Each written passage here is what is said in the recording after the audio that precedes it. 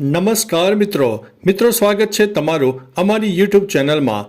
આજની વિડીયોમાં વાત કરીશું દેશ અને દુનિયાના ટૂંકમાં સમાચારની।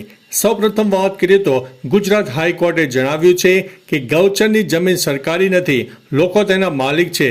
સરકાર દ્વારા અન્ય હેતુ માટે અદાણીને આપેલી ગામની ગૌચર જમીન પરત કરવાના આદેશ આપી દેવામાં આવ્યા છે। અન્ય સમાચારની વાત કરીએ તો યુકેના ઋષિ સુનકની સામાન્ય ચૂંટણીમાં હાર થઈ છે।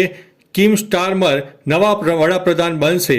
ઉપરાંત ઋષિ સુનકે કહ્યું છે કે હું દિલગીર છું, નુકસાનની જવાબદારી લઉં છું, તેવું સુનકે પોતાના એક નિવેદનમાં જણાવ્યું છે।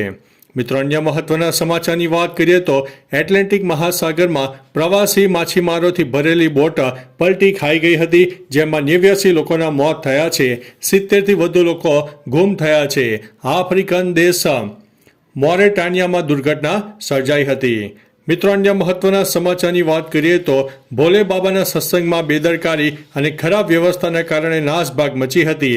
એસઆઈટીનો રિપોર્ટ સામે આવ્યો છે। આયોજકોએ તમામ વ્યવસ્થા હોવાનું આશ્વાસન પણ આપ્યું હતું।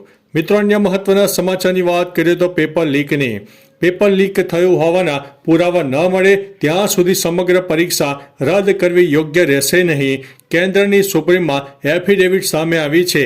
શિક્ષણ મંત્રાલય દ્વારા એનટીએમાં સુધારો કરવા અને પરીક્ષાઓનું યોગ્ય સંચાલન કરવા માટે સૂચનો આપવા માટે ઉચ્ચ સ્તરીય સમિતિની રચના પણ કરવામાં આવી હતી। મિત્રો, અન્ય મહત્વના સમાચારની વાત કરીએ તો બિહારમાં બ્રિજ ધરાશાયી થયા મામલે 15 એન્જિનિયરને સસ્પેન્ડ કરવામાં આવ્યા છે। કન્સ્ટ્રક્શન કંપનીને પણ બ્લેકલિસ્ટ કરવામાં આવી છે। મિત્રો, અન્ય મહત્વના સમાચારની વાત કરીએ તો અગ્નિવીર યોજનાની આગ્રામાં અગ્નિવીરે માથામાં ગોળી મારીને પોતાનું જીવન ટૂંકાવ્યું છે। ઘટનાની તપાસમાં બોર્ડ ઓફ ઇન્ક્વાયરીની રચના પણ કરવામાં આવી છે। મિત્રો, અન્ય મહત્વના સમાચારની વાત કરીએ તો રશિયા દ્વારા ભારતીય સેનાને 35,000 AK-203 રાઇફલોની ડિલિવરી કરવામાં આવનારી છે।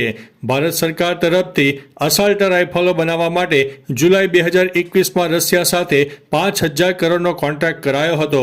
ભારત અને રશિયાના સંયુક્ત સાહસ અંતર્ગત ઉત્તર પ્રદેશના અમેઠીમાં બનતી